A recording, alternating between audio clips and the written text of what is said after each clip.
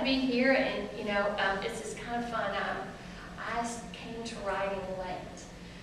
I didn't know that I would do this, in my latter part of my life. I'd been in the music industry for years, in the entertainment industry. And the kind of the dark side of the entertainment industry that they don't tell you about when you go into this, and we're all women, so you'll understand this, is the entertainment industry loves a young girl.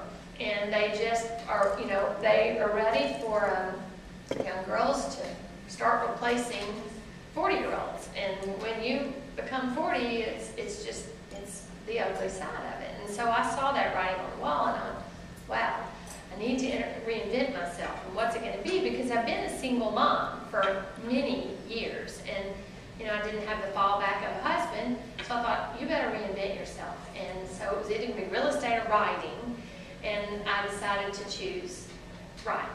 And the way I got into writing is I have 2 little boys. And, well, they're not little anymore, they're 23 and 21. But they were very young when I started writing this book, 8 and 6, as a matter of fact. In fact, from my idea to publication for this first book, Whistling Dixie and the Nor'easter, was 14 years. That's a long time. And so, but many years it just sat in my drawer. I wasn't doing anything with it because I didn't really have the confidence. Because the publishing industry is kind of a big, scary world. Jill and Kathy, I know, are 2 that are, can attest to that, at least from my end of the publishing industry. It's scary. From Kathy's a blogger here that lives here, and she's got quite a following. And well, she does. You do, Kathy. But it's kind of scary because you have to first have a literary agent before you can have a publishing deal, and to secure all that, there are many steps. So it was kind of a scary process. So for a long time, I spent writing it. It would go in my drawer and out, and in my drawer and out. My little boys would I'd be writing on Friday night, and they'd kind of like, write Mom's book. But they grew up knowing about it. But I think being a single mom made me all the more persevere all the more, because I needed to show these little boys an example of perseverance and tenacity, because I knew I had birthed 2 creative kids without a business brain in their body, because I don't either, and they had that. Of course they are. One's, all he wants to do is be a piano player, and the other, all he wanted to do was be a photojournalist, until I convinced him that when I asked him one day if waiting for that whale to jump out of Alaska and bundled up was really what he was looking for, And he finally decided to go into, he's going to be a licensed counselor. But hardly either one of them are, headed for Wall Street, I'll say that. So I had to show them, an example of perseverance. But when they were little, they would do such funny things. And going to an all-girls school, I didn't know anything about boys. First of all, I didn't even have a brother, and I come from 4 girls. So, wow, right?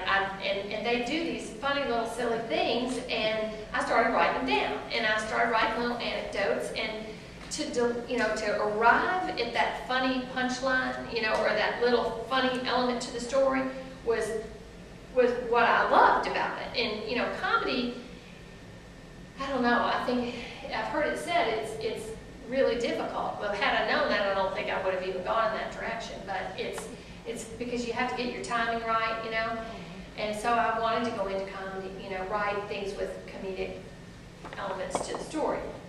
Because Fannie Flagg, y'all probably are familiar with, she's my literary mentor and kind of inspiration. And I love her crazy characters, and I think she's so funny. So, but one kind of funny story for the boys, I bet a lot of y'all at least have brothers, sons, or husbands anyway, but I told you that I was writing these little stories about my boys. And Michael, my oldest, was 8, and Will was 6, and Michael had just entered the machine pitch league of Little League, where the machine throws the ball out.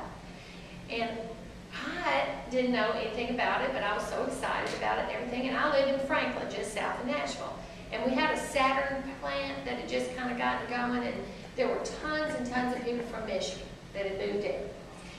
And, you know, they talk so fast. And they're, you know, they drive fast, they talk fast. And so the coach, who was from Michigan, came up to me after the game, like one of the first games, and he said, "Oh, you might come." I said, "Yeah, hey, I'm Lisa, Patton, you know, nice to meet you." Good, fine. Listen, Mike's going to be catcher next time. You might want to get him a cup. I said, "Okay, oh, all right." And I turned around, and I said, "Oh, excuse me," and I went running down the field past him, because of course he's already long down the field, you know, and I said, "Yeah," and I said, "You said Michael was going to be catcher next time, and that I needed to get him a cup." He goes, "Yeah," and I said, "Oh, well, should it be paper or plastic?" Y'all, I had no earthly idea what he was talking about. And then to make it worse, and then he said, and I can still see the horror wash over his face. And then I'm thinking, and then he says, and then I go to make matters worse. I say, "Well, should it have his name on it?" You know? And I thought that poor man was going to fall apart. You know, I'm thinking, he's going, "What have I moved down here to? You know, is this woman serious? She doesn't know what this is." But I mean it. I had no idea. And so it wasn't, you know, and he finally goes, "No, a cup like that." Still have no idea what he's talking about. And it wasn't until he finally went, "No, a cup like that." And I went, "Ah!" And I said, oh gosh, oh yes. You know, of course I didn't dare ask where I would get a cup, because I had, you know, I better ask that later. But, you know, so I would go home, and that was just one of many little crazy things my little boys did, or eye-opening things that I had, you know, with these two little boys. So I started writing them down, and finally, once I did, I realized, you know, I kind of like this, and I want to write a novel. And I had been an innkeeper in Vermont. Now, I was kind of a crazy girl in my late 20s and early 30s, so moving there was, I don't know, it was just an adventure. You know, of course, I look back on it at my age now, and I go, what were you thinking? I mean, if I had just been 40, I would have said no, but I wasn't. I was about 31, you know, and I was invincible, nothing could go wrong that you couldn't fix at that age, so I said yes. But at least, you know, and when I was there, the whole idea of a Southerner being in Vermont, you know, was, I don't know if y'all, is anybody from the Northeast in this room? No, okay. Well, that's kind of how it was for me. And honestly, y'all be honest about this. Did you have, okay, so then, is everybody Southern in this room? Wow. Okay, perfect audience to ask this question to. Honestly, y'all be honest. Because I was there and I started seeing the dichotomies between the two regions, you know, and all the different crazy things that would happen to a Southerner up there. Honestly, who knows that in Vermont they don't bury their dead in the winter? No, I didn't know. You do know that? And can I say the rest of us not only don't know, but it never crossed your mind?